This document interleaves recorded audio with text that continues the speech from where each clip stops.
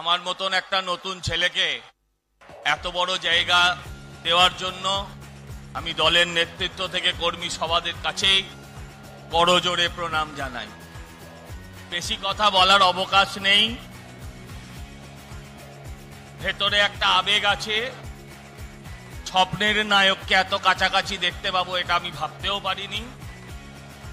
কিন্তু আমি সঙ্গে সঙ্গে আরেকটা কথা ভাবছি, সেটা হচ্ছে গতকাল একটা বিল পাস হলো। গতকাল একটা বিল পাস হলো যেখানে মন্ত্রীরা তারা যদি 30 দিনের বেশি জেলে থাকেন তাদের মন্ত্রিত্ব 31 দিনে চলে যাবে।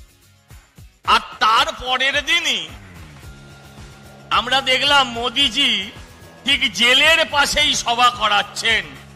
এটা নিশ্চয়ই কোনো একটা বড় ইঙ্গিত আনছে বাংলার মানুষের জন্য, যে আগামী দিন সমস্ত চোর জোচ্চোর যারা আমাদের চাকরি থেকে স্বপ্ন চুরি করেছে তাদের একমাত্র জায়গা এই দমদম থেকে প্রেসিডেন্সি জেল, একথা বলতেই হবে। আমি দেখছি আমাদের প্রধানমন্ত্রী আসবেন, আর কিছু তৃণমূলের নেতা প্রাক্তন চোর তারা সারাক্ষণ ধরে কখনো ফেসবুকে এটা লিখছেন, কখনো ওটা লিখছেন। আমার বুঝতে বাকি থাকলো না যে এটা হচ্ছে পরাজিতের আর্তনাদ। তাই আমি মানুষের কাছে শুধু বেশি কথা বলার উপায় নেই আজকে, আমি শুধু আপনাদের কাছে আবেদন করব, আপনারা ভেবে দেখবেন সুপ্রিম কোর্টের নির্দেশ পেলে পরে তবে জয়েন্ট এন্ট্রান্সের ফল বেরোয়। আপনারা ভেবে দেখবেন পশ্চিমবঙ্গে গত 7ই মে উচ্চ মাধ্যমিকের রেজাল্ট বেরিয়েছে, আজকে 22শে আগস্ট এখনো অবধি কলেজের ভর্তির প্রক্রিয়া শুরু হয়নি। মুখ্যমন্ত্রী বলছেন পরিযায়ী শ্রমিকদেরকে পশ্চিমবঙ্গে ফিরিয়ে আনবো, আর রাজ্যের ছাত্রদেরকে পরিযায়ী করতে পড়ালেখা করতে অন্য রাজ্যে যিনি পাঠিয়ে দিচ্ছেন সেই মমতা সরকারের যে আগামী 26 আর যাই হোক এই সরকারের অনেকেই বলছেন আমাদের নেতারা যে বিসর্জন হবে। আমি বলি সব বিসর্জন দেবতার হয়, আবার সব দেবতাকে গঙ্গায় বিসর্জন দেওয়া হয় না, কিছু কিছু দেবতাকে গাছতলায় বসিয়ে রাখা হয়।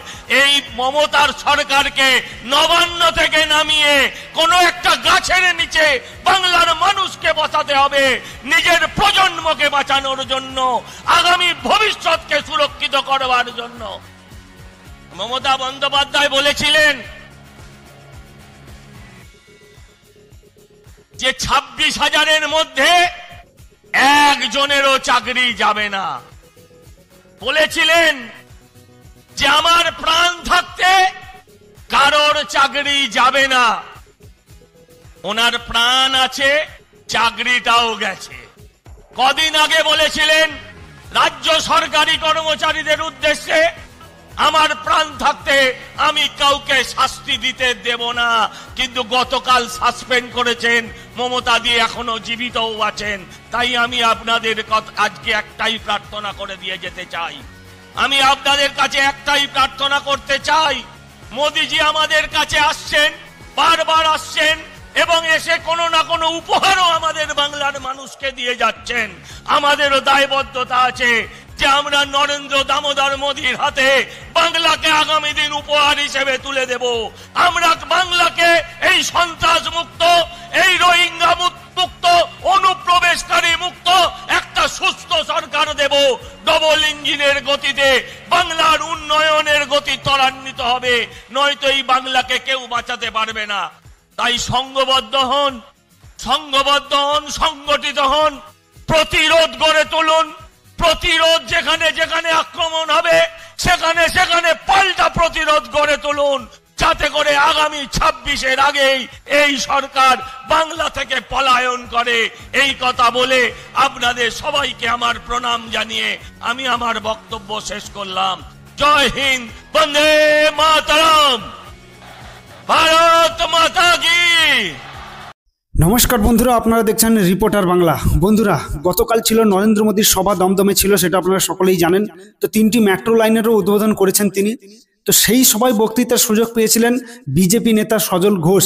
তিনি পুরো একদম আগুনের মতো বক্তৃতা দিলেন। আপনারা অবশ্যই তার বক্তৃতাটা শুনলেন এবং তিনি পরিষ্কার জানিয়ে দিলেন যে পশ্চিমবঙ্গে আগামী দিনে বিজেপি সরকারই আসছে।